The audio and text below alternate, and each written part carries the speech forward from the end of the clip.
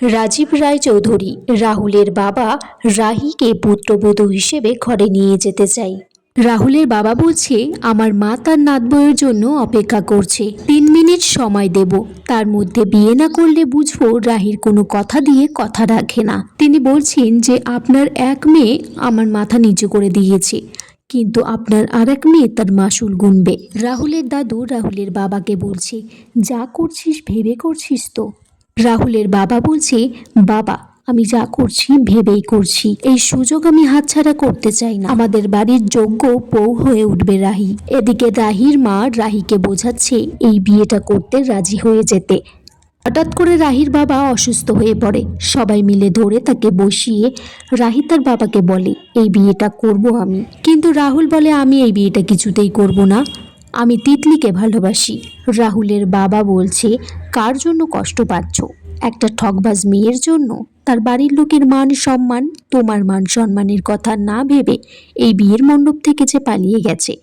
এদিকে রাহি তার বাবার মান সম্মানের কথা ভেবে রাহুলকে বিয়েটা করতে রাজি হয়ে যায়। মেমো ভাবছে আগের ঘটনাগুলো, মনে ভাবছে এটাই তাহলে ভবিতব্য ছিল। রাহুলের সাথে ওই রাহি মেয়েটার বিয়ে হওয়ার কথা ছিল। রাহি তিতলিকে ফোন করে, তিতলি তার একটা বান্ধবীর বাড়িতে গেছে। রাহি তিতলিকে বলে বাড়ি আসতে, বাবার শরীরটা ভালো না। তিতলি বলছে আমাকে ইমোশনাল কথাবার্তা বলবি না দি ভাই, আমি কখনো ফিরবো না, আমাকে আর ফোন করবি না বলে সে ফোনটা রেখে দেয়। এদিকে রাহুলের ভাই তার বাবাকে বলছে দাদা ভাই তো ভালোবাসে একজনকে, কিন্তু বিয়ে সে অন্য কাউকে কিভাবে করবে। রাহুলের বাবা তখন লাক্সকে একটা থাপড় মারে। রাহুল তখন তার বাবার সামনে দাঁড়িয়ে বলে যে আমি রাহিকে বিয়ে করব, তো রাহিকে বিয়ে করলে আমার জীবন নয় রাহির জীবনটাও নষ্ট হয়ে যাবে।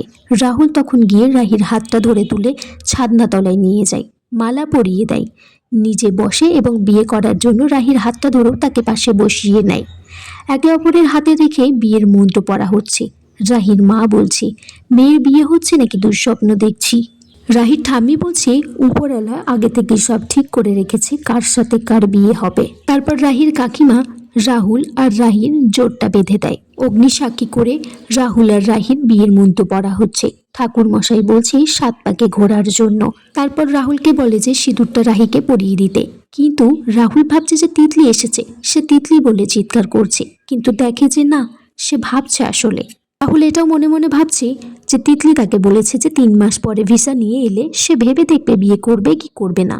তখন সে সিঁদুরটা রাহির সিঁথিতে পরিয়ে দেয়, তাদের বিবাহ সম্পন্ন হয়ে যায়।